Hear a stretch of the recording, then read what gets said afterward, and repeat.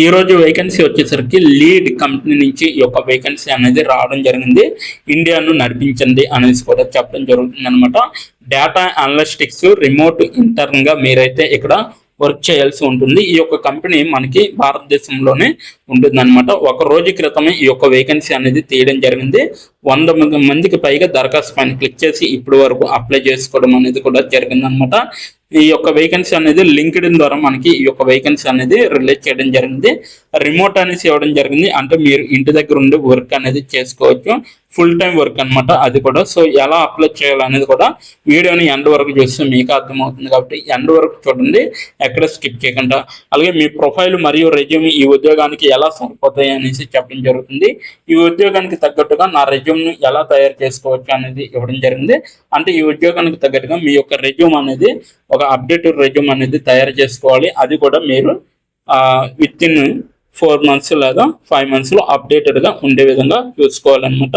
నేను ఈ ఉద్యోగానికి తగిన వాడినా లేదా అనేది కూడా ఆలోచించి మీరైతే అప్లై చేసుకోవాలి. అలాగే ఈ ఉద్యోగానికి తగ్గట్టుగా నన్ను నేను ఎలా ఉత్తమంగా తీర్చిదిద్దుకోగలను అనేది కూడా ఆలోచించి మీరైతే అప్లై చేసుకోవాలన్నమాట.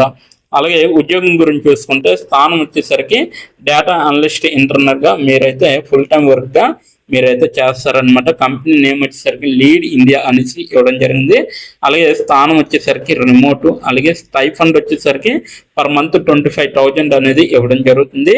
వ్యవధి వచ్చేసరికి 1 నుంచి 3 నెలలు అనేసి ఇవ్వడం జరుగుతుంది. అది కూడా ఫుల్ టైం ఇంటర్న్షిప్ అనేసి ఇవ్వడం జరిగింది. కానీ ఒకటి ఇక్కడ గుర్తించాలి, 1 నుంచి 3 నెలలు అయిన తర్వాత మీ యొక్క వర్క్ కానీ వాళ్ళకి నచ్చితే పర్మనెంట్ ఉద్యోగం అనేది ఇవ్వడం జరుగుతుంది. సో అప్పుడు శాలరీ పెరిగే అవకాశం అనేది ఉంటుందన్నమాట. లీడ్ ఇండియా అనేది ముందుగా ఆలోచన టెక్నాలజీ కంపెనీ అనమాట. ఇది వ్యాపారాల డేటా ద్వారా తెలివిగా నిర్ణయాలు తీసుకోవడంలో సహాయపడుతుంది. డేటా విశ్లేషణ, రిపోర్టింగ్ మరియు నిర్ణయం తీసుకోవడంలో వాస్తవ ప్రపంచ అనుభవాన్ని పొందడానికి అభివృద్ధి చెందుతున్న నిపుణులకు మేము అర్థవంతమైన ఇంటర్న్షిప్ అవకాశాలను అందిస్తాము అనేసి చెప్పడం జరుగుతుంది.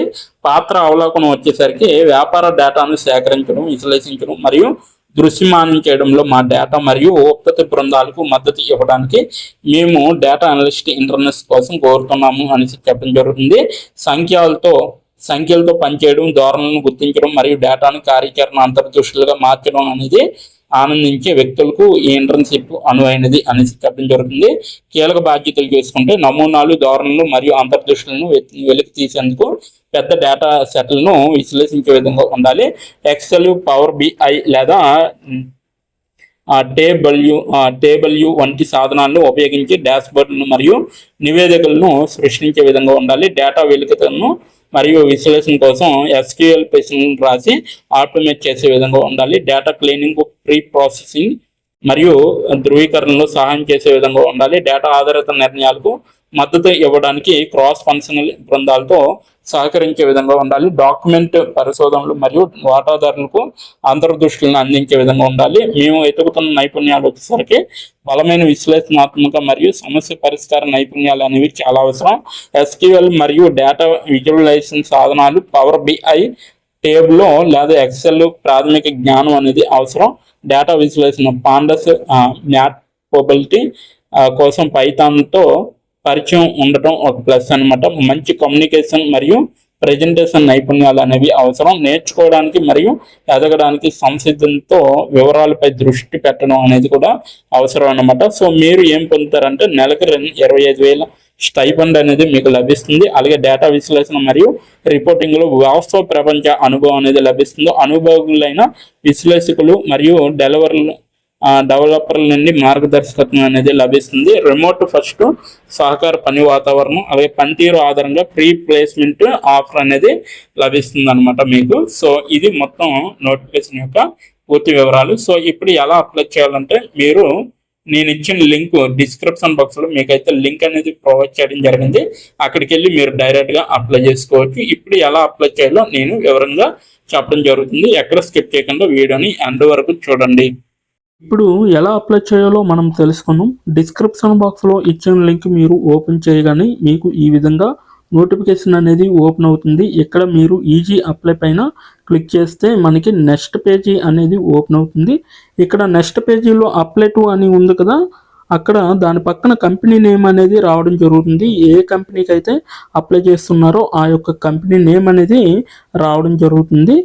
దాని తర్వాత మీరు మీ యొక్క ఈమెయిల్ ఐడితో లింక్డ్ఇన్లో లాగిన్ అయ్యి ఉండాలి. అలా అయి ఉంటే మీకు ఈమెయిల్ ఐడి కూడా కనబడుతుంది. ఫోన్ కంట్రీ కోడ్ అనేది కూడా కనబడుతుంది. అక్కడ మీ యొక్క ఫోన్ కంట్రీ కోడ్ని మీరు ఎంటర్ చేయాలి. మనది ఇండియా కాబట్టి +91 అని ఉంటుంది. మొబైల్ ఫోన్ నెంబర్ ఉంది కదా, అక్కడ కూడా మీ యొక్క పర్మనెంట్ మొబైల్ నెంబర్ అనేది ఇవ్వాలి. తర్వాత మీరు నెక్స్ట్ అనే ఆప్షన్ పైన క్లిక్ చేయాలి. నెక్స్ట్ పేజీకి తీసుకువెళ్తుంది. ఇక్కడ మీరు మీ యొక్క రెజ్యూమ్ అనేది అప్లోడ్ చేయాలి. డాక్యుమెంట్లో కానీ పీడిఎఫ్లో కానీ రెజ్యూమ్ని అప్లోడ్ చేయాలి. మినిమం రెజ్యూమ్ అనేది 2 MBలో ఉండాలి. అప్లోడ్ చేశాక నెక్స్ట్ అనే ఆప్షన్ పైన క్లిక్ చేయాలి. మనల్ని జాబ్కి కావలసిన కొన్ని క్వశ్చన్స్ అడగడం జరుగుతుంది. అవి ఏంటంటే ఇప్పుడు చూడండి, మీరు how many years of work experience అని అడుగుతుంది. ఎక్స్పీరియన్స్ లేకపోతే నో ఎక్స్పీరియన్స్ అనేది మీరు మెన్షన్ చేయాలి. ఎస్ ఆర్ నో అనేది. అది కూడా ఎటువంటి ఎక్స్పీరియన్స్ అవసరం లేదు అని అప్లికేషన్లో మెన్షన్ చేస్తే అప్పుడు మీరు నో ఎక్స్పీరియన్స్ అని టైప్ చేయాలి. ఎక్స్పీరియన్స్ ఉన్నవాళ్ళు కంపెనీ నేము, ఏ కేటగిరీలో వర్క్ చేశారు, కేటగిరీ నేమ్ అనేది ఇవ్వాలి.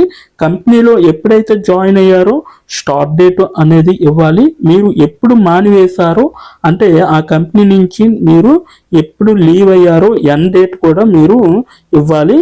CTC total package of year అంటే మీకు పర్ ఇయర్కి ఎంత ప్యాకేజ్ వచ్చింది అనేది కూడా మీరు మెన్షన్ చేయాలి. ఎక్స్పీరియన్స్ లేని వాళ్ళు company name, starting date, end date, CTC ఇవేమీ ఇవ్వక్కర్లేదన్నమాట. నెక్స్ట్ వన్ చూసుకుంటే what is your level of proficiency in English అంటే మీకు ఇంగ్లీష్లో ఎంత ప్రావీణ్యం ఉందో వీళ్ళైతే అడగడం జరుగుతుంది.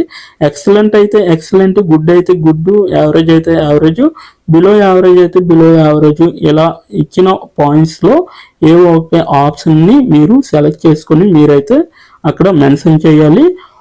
నెక్స్ట్ పాయింట్ చూసుకుంటే హౌ మచ్ శాలరీ ఎక్స్పెక్టేషన్స్, ఈ కంపెనీ నుంచి మీకు ఎంత శాలరీ కావాలనేది అడగడం జరుగుతుంది. అది కూడా మీరు మెన్షన్ చేయొచ్చు. నెక్స్ట్ పాయింట్ చూసుకుంటే how did you see this job అంటే మీరు ఈ జాబ్ని ఎక్కడి నుంచి చూసారో అని అడగడం జరిగింది. సో మీరు యూట్యూబ్ అయితే యూట్యూబ్, ఫేస్బుక్ అయితే ఫేస్బుక్, ఇన్స్టాగ్రామ్ అయితే ఇన్స్టాగ్రామ్, లింక్డ్ఇన్ అయితే లింక్డ్ఇన్, నౌకరీ అయితే నౌకరీ. సో ఈ 4 అంటే ఈ 5 రకాలలో మీరు ఎక్కడి నుంచి అయితే ఈ యొక్క జాబ్ పోస్టింగ్ని చూసారో సో అది మీరు మెన్షన్ చేయాలి. నెక్స్ట్ వన్ వచ్చేసరికి మీకు బ్రీఫ్ యువర్ సెల్ఫ్ ఇంట్రడక్షన్ అని ఉంటుంది. అక్కడ మీరు ఒక 5 or 10 లైన్స్ మీకోసం మీరు రాస్తే సరిపోతుందన్నమాట. ఫైనల్గా మీరు సబ్మిట్ యువర్ అప్లికేషన్ ఆప్షన్ పైన క్లిక్ చేస్తే మీ అప్లికేషన్ అనేది కంపెనీ వాళ్ళకి చేరుతుంది. మీ రెజ్యూమ్ని చూసి అలాగే మీ స్కిల్స్ని చూసి మీ డీటెయిల్స్ అన్నీ చూసి డైరెక్ట్గా మిమ్మల్ని కాంటాక్ట్ అవ్వడం అనేది జరుగుతుంది.